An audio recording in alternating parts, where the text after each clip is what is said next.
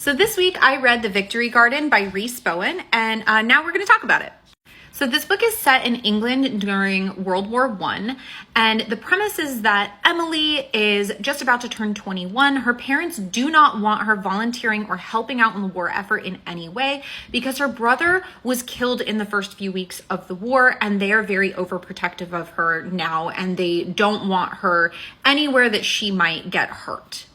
She, however, is desperate to take control of her own life, and so she meets this Australian pilot and falls in love with him, and they agree to get married. She agrees to marry him, and then he is being sent back to war. And so she decides, I'm going to take my life into my own hands. I am going to volunteer to be a nurse on the front lines. And when that doesn't work out, because they don't need nurses where she's at, what they need is people to work the farms.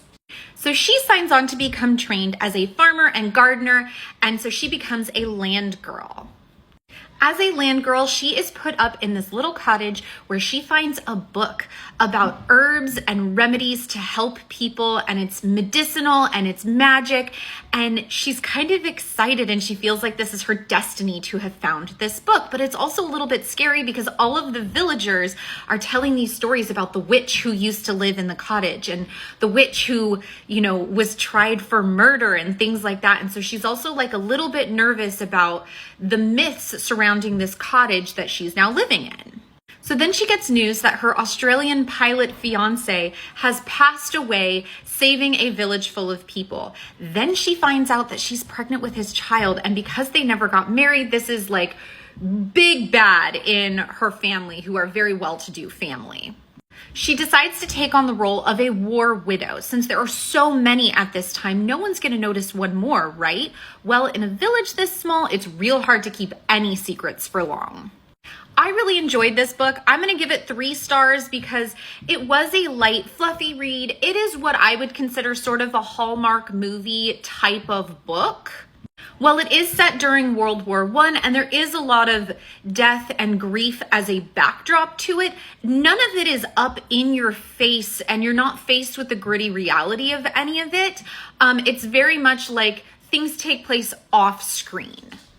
That said, if you are looking for found family, if you are looking for women wanting to take charge of their own lives in a time where they didn't have a lot of opportunities to do that, if you are looking for sisterhood, this book is all about female empowerment and sisterhood and coming together to create the communities and the villages that we need to lift each other up and to be there for each other, even when we're all going through stuff. Like I said, it handles some really heavy topics, but in a light manner that feels really approachable and doesn't feel heavy and traumatizing to the reader. Have you read The Victory Garden? Let me know in the comments what you thought of it.